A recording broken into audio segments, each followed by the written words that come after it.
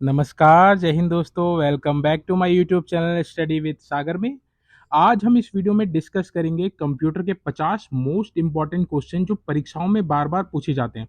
आगामी परीक्षा जैसे आरओ, एआरओ, आपका एग्जीक्यूटिव ऑफिसर और रेवेन्यू सब इंस्पेक्टर की जो भी भर्ती होने वाली है, या ग्रुप सी की जितनी भी अभी आपकी पोस्ट आने वाली हैं, उनमें जो भी आपका एग्जाम होगा उसमें कंप्यूटर का बहुत ही महत्वपूर्ण योगदान रहता है आपके सिलेक्शन में। तो इस वीडियो में हम बात करेंगे कंप्यूटर के बहुत ही इंपॉर्टेंट क्वेश्चंस के बारे में जो परीक्षा में बार बार पूछे जाते हैं। ये वीडियो उन सभी के लिए भी बहुत इंपॉर्टेंट रहने वाला है जिसके पास समय कम रहता है एंड में कंप्यूटर पढ़ने के लिए और रिवीजन के लिए। ये बहुत ही इंपॉर्टेंट वीडियो रहने वाली है। तो चलिए वीडियो को जल्दी से स्टार्ट करते हैं। अगर वीडियो आपको पसंद आएगा तो प्लीज़ वीडियो को लाइक कीजिएगा, वीडियो को ज़्यादा से ज़्यादा शेयर कीजिएगा और चैनल को सब्सक्राइब करके जाइएगा। चलिए वीडियो स्टार्ट करते हैं। पहला क्वेश्चन देखते हैं, इंटरनेट पर फाइलों के आदान प्रदान के लिए कौन सा नियम लागू होता है। ऑप्शन दे रखे हैं आपको, F T P oblique I P, B H T T P, C H T M L, D hyperlink.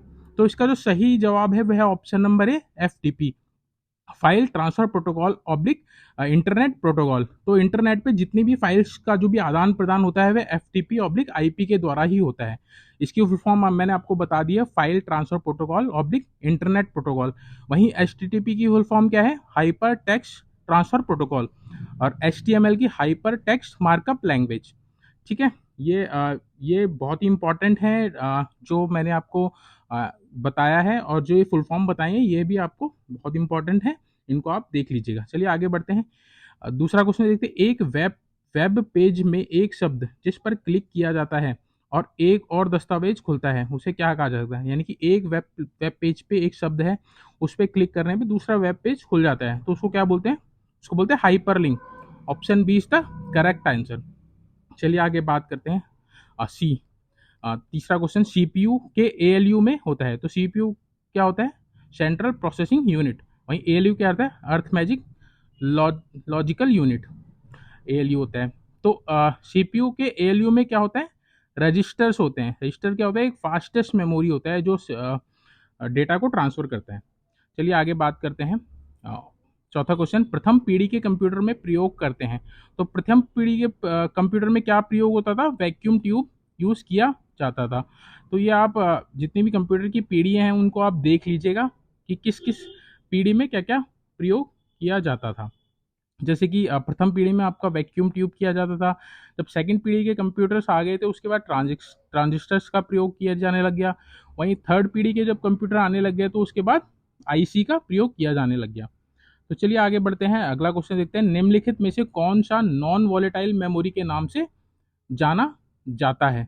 Option दे रखा है आपको, C D ROM, B DVD ROM, C hard disk, C उपयुक्त सभी। तो इसका जो सही जवाब है वह ऑप्शन नंबर डी, उपयुक्त सभी। यानी कि सी डी रोम, डीवीडी रोम, हार्ड डिस्क, ये सब क्या है, नॉन वॉलेटाइल मेमोरी है। इन पे डेटा जो रहता है हमेशा परमानेंटली सेव रहता है। नेक्स्ट हम अगला क्वेश्चन देखते हैं, निम्नलिखित में से कौन सा हाई लेवल लैंग्वेज को मशीन लेवल लैंग्वेज में कन्वर्ट करता है। तो क्या करता है, देखिए ऑप्शन दे रखा है, ए असेंबलर, बी कंपाइलर, सी ए और बी दोनों, सी और डी उपरोक्त में से कोई नहीं। तो इसका तो सही जवाब है option number B, compiler. Compiler क्या करता है, हाई लेवल लैंग्वेज को मशीन लेवल लैंग्वेज में कन्वर्ट करने का काम किसका है, कंपाइलर का है। इंपॉर्टेंट क्वेश्चन है, परीक्षा में बहुत बार पूछा गया, आप इसको देख लीजिएगा। नेक्स्ट हम बात करते हैं डीओएस का पूर्ण रूप है। ऑप्शन दे रखा है, disk operating software, B digital operating software, C digital operating system, D disk operating system. तो डॉस का जो फुल फॉर्म है वह क्या है, डिस्क ऑपरेटिंग सिस्टम। पहले जब विंडोज नहीं चलता था तो आपका डॉस में ही काम हुआ करता था, डिस्क ऑपरेटिंग सिस्टम पे ही काम हुआ करता था कमांड के थ्रू। नेक्स्ट आगे बात करते हैं, अगला क्वेश्चन देखते हैं, आठवां, निम्नलिखित में से कौन एक ऑपरेटिंग सिस्टम नहीं है। तो आपने इनमें से बताना है कि ऑपरेटिंग सिस्टम कौन सा नहीं है। देखिए ए में दे रखा है एमएस विंडोज, विंडोज एक ऑपरेटिंग सिस्टम है तो यह नहीं हो सकता। वहीं विंडोज एनटी भी आपका एक ऑपरेटिंग सिस्टम है, सोलरिस भी आपका एक ऑपरेटिंग सिस्टम है। वहीं क्रोम जो है, क्रोम ऑपरेटिंग सिस्टम नहीं है। क्रोम क्या है, आपका एक सर्च इंजन है। तो इसका जो सही जवाब है ऑप्शन नंबर बी होने वाला है, क्रोम। नेक्स्ट हम बात करते हैं, नवा क्वेश्चन देखते हैं, कर्सर को टेक्स्ट की एक पंक्ति की शुरुआत में ले जाने के लिए कौन सी शॉर्टकट की कुंजी का उपयोग किया जाता है। यानी कि जो कर्सर है आपका, जो टेक्स्ट की जो पंक्ति की जो शुरुआत है उसमें ले जाने के लिए अगर आपने कौन से शॉर्टकट की यूज़ करेंगे, वो करेंगे होम। होम कुंजी का यूज़ करेंगे। जो आपका कर्सर है वह आपके पंक्ति की प्रथम लाइन में लेके आ जाएगा आपका। इसको ट्राई करके देखिएगा। नेक्स्ट अगला क्वेश्चन देखते हैं 10वां। एक मशीन से दूसरे में इलेक्ट्रॉनिक मेल ट्रांसफर करने के लिए निम्न में से कौन सा टीसीपी आईपी प्रोटोकॉल का प्रयोग होता है? तो इसका देखिए, इसमें जो सही ऑप्शन क्या दे रखे हैं, A R P C, B F T P, C S N M P, D S M T P. तो इसका जो सही जवाब है वो option number D S M T P है। Simple mail transfer protocol S M T P का प्रयोग किया जाता है मेल ट्रांसफर करने के लिए। चलिए आगे बात करते हैं। 11वां क्वेश्चन देखते हैं। निम्न में से किस टोपोलॉजी का सबसे ज़्यादा भरोसा होता है? यानी कि अगला क्वेश्चन है, निम्न में से किस टोपोलॉजी का सबसे ज़्यादा भरोसा होता है? नेटवर्किंग में टोपोलॉजी का यूज़ किया जाता है। जैसे इसमें ऑप्शन दिया है ring topology, B mesh topology, C bus topology, D star topology. तो इसका तो सही जवाब है option number B mesh topology है। मैश टोपोलॉजी सबसे भरोसेमंद इसलिए है क्योंकि इसमें हर एक दूसरे सिस्टम से जुड़ा रहता है। तो इनकेस अगर कोई भी एक सिस्टम ब्रेक डाउन भी हो गया तो कम्युनिकेशन नहीं टूटेगा, वह किसी अन्य कंप्यूटर से डाटा साझा करके अपने गंतव्य पे कम्युनिकेशन कर सकता है। तो मैश टोपोलॉजी जो है वह सबसे ज़्यादा भरोसेमंद होती है। नेक्स्ट हम बात करते हैं 12वां क्वेश्चन। इंटीग्रेटेड सर्किट चिप का विकास किसने किया था? जो आईसी होती हैं, जो आपके फ़ोन में भी यूज़ होती हैं, कंप्यूटर में यूज़ होती है, तो उसका आविष्कार किसने किया था? Option number C JS Kilby ने इंटीग्रेटेड सर्किट का विकास किया था। यानी आईसी के जो भी निर्माता हैं वह कौन है? जेएस किल्बी है। इंपॉर्टेंट क्वेश्चन है, परीक्षा की दृष्टि से देख लीजिएगा। नेक्स्ट हम 13वां क्वेश्चन देखते हैं। इनमें से कौन सा हार्डवेयर है, सॉफ्टवेयर नहीं है? तो हार्डवेयर आपको पता होगा, जिसको आप छू सकते हैं वह हार्डवेयर है। सॉफ्टवेयर जिसको आप छू नहीं सकते हैं वह सॉफ्टवेयर हो गया। तो आपने इसमें से बताना है कि कौन सा हार्डवेयर है, सॉफ्टवेयर नहीं है। देखिए एक्सेल क्या है, एक्सेल शीट जो जिसमें हम डेटा बनाते हैं वह आपका एक सॉफ्टवेयर है। प्रिंटर ड्राइवर ये भी एक सॉफ्टवेयर है। ऑपरेटिंग सिस्टम ये भी एक सॉफ्टवेयर है। डी कंट्रोल यूनिट ये एक हार्डवेयर है, आप इसको छू भी सकते हैं। तो इसका जो सही जवाब है option number D control unit रहने वाला है। नेक्स्ट हम बात करते हैं अगला क्वेश्चन 14वां क्वेश्चन देखते हैं। एक प्रकार का सॉफ्टवेयर जिसका प्रयोक्ता यानी कि यूजर की सहायता के लिए होता है। मतलब कौन सा सॉफ्टवेयर जो यूजर की सहायता के लिए प्रयोग किया जाता है? ऑप्शन दे रखा है आपका system software, B firmware, C application software, D उपरोक्त सभी। तो इसका जो सही जवाब है option number C application software. Application software जो होता है वह यूजर की सहायता के लिए बनाया जाता है। नेक्स्ट अगला क्वेश्चन देखते हैं। वाईफाई की फुल फॉर्म क्या होती है? इंपॉर्टेंट क्वेश्चन है, कई बार पेपर में पूछा गया है। तो इसमें ऑप्शन दे रखा है आपको wireless fide, B wire fidelity, C wireless features, D wireless fidelity. तो इसका तो सही जवाब है option number D wireless fidelity. तो वाईफाई का जो फुल फॉर्म है वह क्या है? Wireless fidelity. इंपॉर्टेंट क्वेश्चन है, देख लीजिएगा। नेक्स्ट 16वां क्वेश्चन देखते हैं। एंड्रॉइड निष्पादन योग्य फाइल, एंड्रॉइड एग्जीक्यूटिबल फाइल का एक्सटेंशन क्या होता है? तो जो आपका जो एंड्रॉइड फ़ोन होता है उसमें जो भी फाइल्स रहती है उसका एक्सटेंशन क्या रहता है? इसमें ऑप्शन दे रखा है dot A S P, B dot E X E, C dot A P K, D dot D L L एल। तो इसमें जो सही जवाब है option number C dot A P के।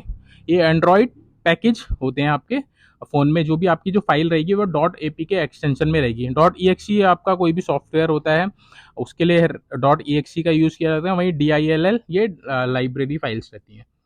नेक्स्ट हम अगला क्वेश्चन देखते हैं 17वां। मॉडम का आविष्कार किसने किया था? इंपॉर्टेंट क्वेश्चन है।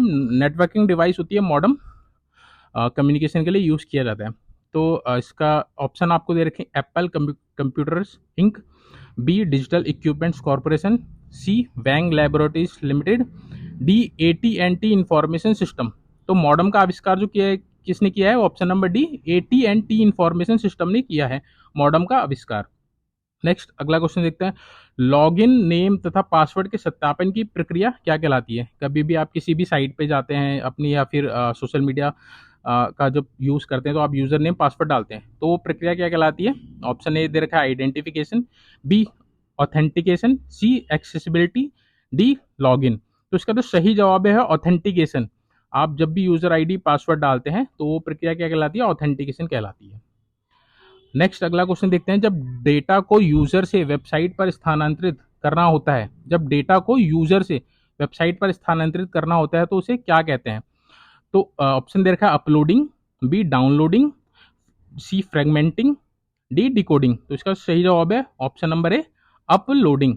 अपलोडिंग इसका सही जवाब है। मतलब जब हम किसी साइट से डेटा को सेव कर रहे हैं तो वो डाउनलोडिंग हो गया, और हम उस साइट पे अपना डेटा डाल रहे हैं तो उसको क्या होता है, अपलोडिंग होता है। तो इसका तो सही जवाब है ऑप्शन नंबर ए अपलोडिंग है।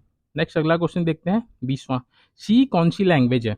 तो सी एक प्रोग्रामिंग लैंग्वेज है। वो किस टाइप की है? जिसमें ऑप्शन दे रखा है आपका high level language, B low level language, C machine language, D assembly language. तो इसका जो सही जवाब है वह option number A high level language है।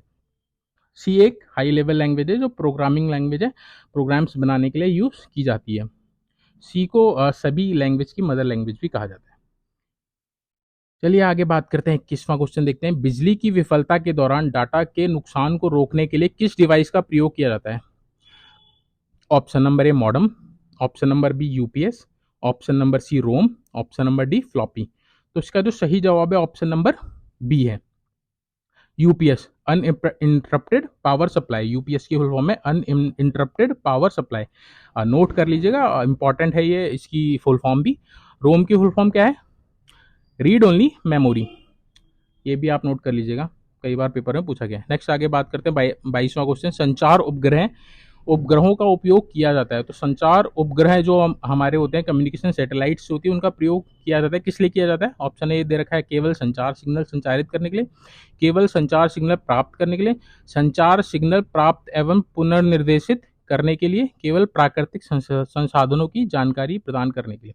तो जो हमारा जो संचार की जो भी सैटेलाइट्स होती हैं कम्युनिकेशन के लिए जो यूज़ की जाती हैं, उनका जो सही काम होता है ऑप्शन नंबर सी इसका करेक्ट है। मतलब संचार सिग्नल को प्राप्त करना और उनको रिडायरेक्ट करना, दोनों काम करता है हमारा जो कम्युनिकेशन सैटेलाइट है। बहुत इंपॉर्टेंट है। नेक्स्ट आगे बात करते हैं हम 23वां क्वेश्चन। निम्नलिखित में से कौन सा एक कंप्यूटर के 4 प्रमुख कार्यों का सही क्रम है? तो आपने बताना है कि इन चारों में से सही कौन सा है, कि कंप्यूटर में जो भी कार्य होता है उनका क्रम क्या रहता है। सबसे पहले ऑप्शन दे रखा है input output process storage, B दे रखा है process output input storage, C process storage input output, D input process output storage. तो इसका जो सही जवाब है ऑप्शन नंबर डी इनपुट। पहले इनपुट होगा, फिर उसको प्रोसेस किया जाएगा, आउटपुट आउटपुट मिलेगा, फिर उसको स्टोर किया जाएगा। तो इसका जो सही जवाब है option number D input process output storage, इसका करेक्ट आंसर है। नेक्स्ट 24वां क्वेश्चन देखते हैं। डैश डैश डैश में परिवर्तित डॉक्यूमेंट्स को वेब पर प्रकाशित किया जा सकता है। Option number A DOC file, option number B BHTTP file, C HTML और डी दिए गए विकल्पों के अलावा। तो इसका तो सही जवाब है option number C HTML file को परिवर्तित करके वेब में प्रकाशित किया जा सकता है। जो भी आपके वेब पेज जो भी बने होते हैं, आप जो भी इंटरनेट पे कोई भी वेबसाइट चेक करते हो वो HTML में ही बने रहते हैं मैक्सिमम। नेक्स्ट हम 25वां क्वेश्चन देखते हैं। इंटरनेट पर डाटा ट्रांसमिशन को नियंत्रित करने के लिए नियमों और प्रक्रियाओं का सेट क्या कहलाता है? आसान सा क्वेश्चन है, कई बार पेपरों में पूछा गया। सही जवाब है option number D protocol. Internet पर डाटा ट्रांसमिशन के लिए जो और जो भी नियंत्रण के लिए जो भी नियम और प्रक्रियाओं का जो सेट होता है वो प्रोटोकॉल कहलाता है। प्रोटोकॉल पे ही सारे कार्य होते हैं। नेक्स्ट अगला क्वेश्चन देखते हैं 26वां। इलेक्ट्रॉनिक प्रिंटर में किस टेक्नोलॉजी का प्रयोग किया जाता है? वह क्या कहलाती है? तो option number A micro array, option number B micro millimetric, option number C micro technology, option number D micro encapsulation. तो इसका जो सही जवाब है option number D micro encapsulation. Electronic printer में माइक्रो इनकैप्सुलेशन टेक्निक का यूज किया जाता है। नेक्स्ट अगला क्वेश्चन देखते हैं 27वां। भंडारण क्षमता की दृष्टि से कौन सा क्रम सही है? तो इसमें आपने बताना है कि कौन सा क्रम जो है सही है, बढ़ते हुए क्रम में बताना है। तो उसका सही जवाब है option number D CD DVD BRD HVD। इसका सही क्रम है स्टोरेज क्षमता के अकॉर्डिंग। सबसे कम CD में, फिर उससे ज़्यादा DVD में, फिर उससे ज़्यादा BRD में, उससे सबसे ज़्यादा HVD में।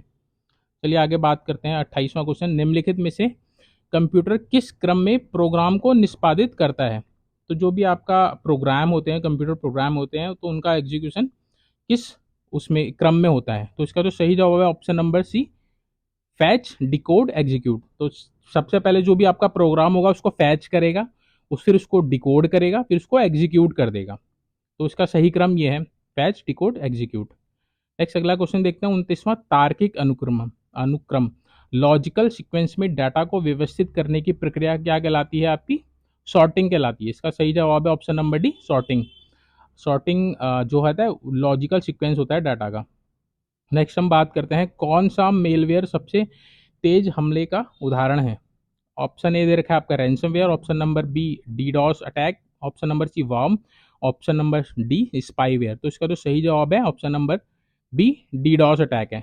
मेलवेयर क्या होता है? जो भी आपका कंप्यूटर होता है उसमें आपके जो कंप्यूटर के जो भी प्रोग्राम्स होते हैं उसको हानि पहुंचाता है, आपको कोई भी कार्य करने नहीं देगा, एक तरह से वायरस ही होता है। नेक्स्ट हम 31वां क्वेश्चन देखते हैं, आरपा नेट का मतलब क्या है? तो इसमें आपने आरपा नेट की फुल फॉर्म बतानी है। ऑप्शन ए दे रखा है आपका advance research project agency network, तो इसका यही सही जवाब है। आरपा नेट का जो फुल फॉर्म है advance research projects agency network. Important question है, कई बार पेपर में पूछा गया है, आप इसको देख लीजिएगा, जरूर याद कर लीजिएगा। नेक्स्ट 32 क्वेश्चन, कोड को सांकेतिक भाषा में बदलना क्या कहलाता है? जो भी आपका कोड होता है उसको सांकेतिक भाषा में बदलना क्या कहलाता है? आपका इनक्रिप्शन कहलाता है, जिससे उस कोड को कोई पढ़ ना पाए जब तक आप उसको डिक्रिप्ट ना कर लें। तो इनक्रिप्शन क्या होता है? कोड को सांकेतिक भाषा में बदलना। नेक्स्ट अगला क्वेश्चन देखते हैं 33वां, कंप्यूटर नेटवर्क की भौतिक व्यवस्था कहलाती है। तो कंप्यूटर नेटवर्क की जो भौतिक व्यवस्था क्या कहलाती है? टोपोलॉजी कहलाती है। मैंने आपको ऊपर भी बताया था, नेटवर्किंग जो होती है वो पूरी टोपोलॉजी बेस्ड होती है। तो इसका तो सही जवाब है ऑप्शन नंबर ए, टोपोलॉजी है। नेक्स्ट 34वां क्वेश्चन, एसएमपीएस का पूरा नाम क्या है? ऑप्शन ए दे रखा है service mode power supply, option B switch mode power supply, option C main power supply, option D save power main supply. तो इसका जो सही जवाब है option number B, switch mode power supply. SMPS का कार्य क्या होता है?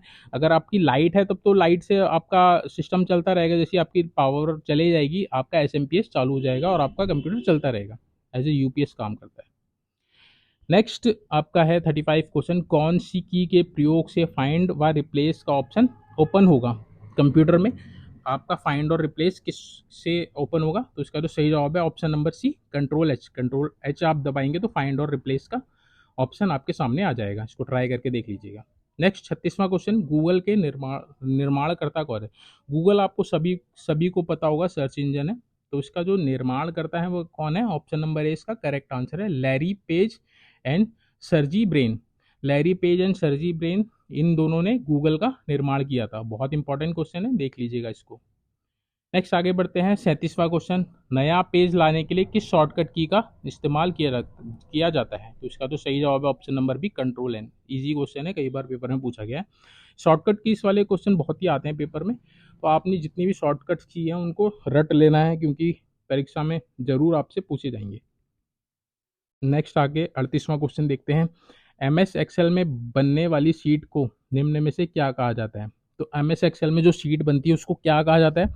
ऑप्शन ए दे रखा है document sheet, option B spread sheet, option C file sheet, option D folder sheet. तो एमएस एक्सेल में जो भी शीट होती है वो उसका नाम क्या होता है? स्प्रेड शीट होता है। स्प्रेड शीट में ही काम होता है एमएस एक्सेल में। तो इसका जो सही जवाब है ऑप्शन नंबर बी है। नेक्स्ट 39 क्वेश्चन देखते हैं, एसएसएल का पूरा नाम क्या है? ऑप्शन ए दे रखा है secure super layer, option B secure sockets layer, option C super socket layer, option D इनमें से कोई नहीं। तो इसका जो सही जवाब है option number B, secure socket layer है एसएसएल का पूर्ण नाम। इंपॉर्टेंट है, देख लीजिएगा। 40वां क्वेश्चन, आईएसडीएन का पूरा नाम क्या है? ऑप्शन ए दे रखा है आपका international service digital network, option B integrated super digital network, option C internal services digital network, option D integrated services digital network. सही जवाब है ऑप्शन नंबर ए है, international services digital network ISDN का पूरा नाम है। इंपॉर्टेंट है, देख लीजिएगा। नेक्स्ट अगला क्वेश्चन देखते हैं, इंटरनेट पर जीमेल कब आया था? जीमेल सभी को पता है, आजकल तो एंड्रॉयड फ़ोन बिना जीमेल के लॉगिन भी नहीं होते। तो जो जीमेल है वह कब आया था? 2014 में आ गया था, सॉरी 2004 में आ गया था इंटरनेट पे जीमेल। देख लीजिएगा, इंपॉर्टेंट है क्वेश्चन। नेक्स्ट अगला क्वेश्चन 42, निम्न में से कौन सी कंपनी इंटरनेट पर डोमेन नेम बेचने का काम करती है? तो आपने देखा होगा www.google.com, www.facebook.com, तो ये सारे क्या है? डोमेन नेम होते हैं। तो डोमेन नेम को कौन बेचता है? ऑप्शन ए दे रखा है GoDaddy, option B Google, option number C Amazon, option number D Adobe. तो इसका जो सही जवाब है option number A, GoDaddy. GoDaddy company है एक जो डोमेन नेम को बेचती है। आप अगर अपनी वेबसाइट बनाना चाहते हैं तो आप GoDaddy पे जाके डोमेन नेम परचेज कर सकते हैं। नेक्स्ट हम बात करते हैं 43 क्वेश्चन, इनमें से कौन सा वेब ब्राउज़र माइक्रोसॉफ्ट कंपनी का है? Option A Mozilla Firefox, option B Opera Mini, option C Google Chrome, option D Internet Explorer. तो इसका तो सही जवाब है option number D, Internet Explorer है, जो किसके द्वारा बनाया गया है? माइक्रोसॉफ्ट कंपनी के द्वारा बनाया है। वेब ब्राउज़र क्या होता है? जो भी आपने सर्च करना है, मान लिया आपने कोई पेपर सर्च करना है या कोई भी इमेज सर्च करनी है, तो आप गूगल उसमें जाते हैं, गूगल क्रोम में जाते हैं, या ओपेरा मिनी, मोजिला फायरफॉक्स या इंटरनेट एक्सप्लोरर। तो ये क्या है? सर्च इंजन है, आपके वेब ब्राउज़र है, ठीक है। नेक्स्ट हम बात करते हैं 44वां क्वेश्चन, किस नेटवर्क टोपोलॉजी में कंपोनेंट का एक ही केबल कनेक्ट किए जाते हैं? Option A bus topology, option B ring topology, option number C star topology, option number D mesh topology. तो उसका तो सही जवाब है ऑप्शन नंबर ए बस टोपोलॉजी। बस टोपोलॉजी में एक केबल होती है, उसी केबल से सारे कंप्यूटर जुड़े रहते हैं। इनकेस अगर वो केबल खराब हो गई तो आपका जो भी कंप्यूटर्स उस केबल के थ्रू जुड़े हैं उनके बीच कम्युनिकेशन नहीं हो पाएगा। बस टोपोलॉजी का सबसे बिग ड्रॉबैक यही है कि अगर उसकी केबल खराब हो गई तो आपका पूरा नेटवर्क ठप हो जाएगा। नेक्स्ट हम बात करते हैं 45वां, टेलीफोन ब्रॉडकास्ट किस प्रकार के ट्रांसमिशन का उदाहरण है? तो ऑप्शन दे रखा है, एक simplex, option B half simplex, option C full simplex, option D automatic. तो इसका तो सही जवाब है option number B half simplex है, टेलीफोन ब्रॉडकास्ट।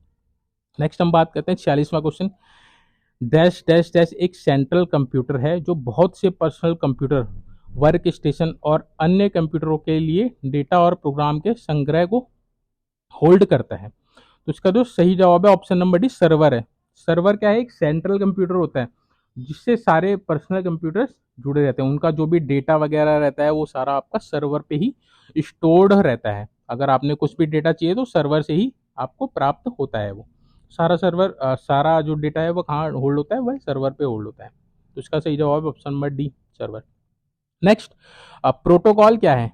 प्रोटोकॉल क्या है? एक ऑप्शन ए दे रखा है नियमों का एक सेट, option number B input device का उदाहरण, ऑप्शन सी सीपीयू का एक भाग, ऑप्शन डी कंपाइलर। तो इसका जो सही जवाब है ऑप्शन नंबर ए नियमों का सेट है। जो प्रोटोकॉल है आपका, इंटरनेट पे जितने भी कार्य होते हैं वे प्रोटोकॉल के नियमों के अकॉर्डिंग ही होते हैं। नेक्स्ट हम आगे बात करते हैं 48वां क्वेश्चन, शब्द परास वर्ड लेंथ अधिक होने से कंप्यूटर की गति क्या हो जाएगी? तो कंप्यूटर की गति बढ़ जाती है। इसका तो सही जवाब है ऑप्शन नंबर ए बढ़ जाती है। तो इंपॉर्टेंट क्वेश्चन देख लीजिएगा, निम्नलिखित में से सबसे तेज कौन सा है? तो इसमें आपने बताना है, जो भी आपकी मेमोरी दे रखी है सारी, इसमें आपने बताना है कि कौन सी सबसे तेज है। Option A C D ROM, option B RAM, option C registers, option D cache. तो इसका तो सही जवाब है ऑप्शन नंबर सी रजिस्टर्स, जो है वह आपकी सबसे तेज होती है, सबसे फास्टेस्ट होती है, ठीक है। अगला क्वेश्चन देखते हैं, जो व्यक्ति अगला जो 50वां क्वेश्चन है एवं अंतिम क्वेश्चन है उसको देखते हैं, जो व्यक्ति कंप्यूटर इनपुट के लिए अपने हाथों का प्रयोग नहीं कर पाते उनकी सहायता के लिए कौन सा सॉफ्टवेयर प्रयोग किया जाता है? Option A audio digitalise, option B video conferencing, option C speech recognition, option D synthesiser. तो इसका जो सही जवाब है option number C speech recognisation. Speech recognisation का यूज़ किया जाता है जिनके हाथ नहीं होते हैं, वह वॉइस के थ्रू कोई भी टास्क परफॉर्म कर सकते हैं। जैसे आपके फ़ोन में भी आजकल स्पीच रिकॉग्नाइजेशन का ऑप्शन आता है। तो ये थे कंप्यूटर के मोस्ट इम्पॉर्टेंट 50 क्वेश्चन जो परीक्षा की दृष्टि से बहुत ही इंपॉर्टेंट है। आगामी जितनी भी परीक्षा आने वाली आरओ एआरओ और जो भी आपकी ग्रुप सी की पोस्ट आने वाली है या कोई भी परीक्षा आप अगर देने जा रहे हैं तो आप इस वीडियो को जरूर देखिएगा। अगर आपका कंप्यूटर वीक है तो इसमें से कंफर्म आपके पेपर में कंप्यूटर के क्वेश्चन देखने को आपको मिल जाएंगे। तो ये वीडियो बहुत ही इंपॉर्टेंट है उन सभी के लिए जो आगामी एग्जाम देने जा रहे हैं। तो होप सो आपको वीडियो अच्छी लगी होगी, वीडियो आपको पसंद आई होगी। अगर आपको वीडियो पसंद आई है तो प्लीज़ वीडियो को लाइक कीजिएगा, ज़्यादा से ज़्यादा शेयर कीजिएगा और चैनल को सब्सक्राइब कीजिएगा। Thanks for watching.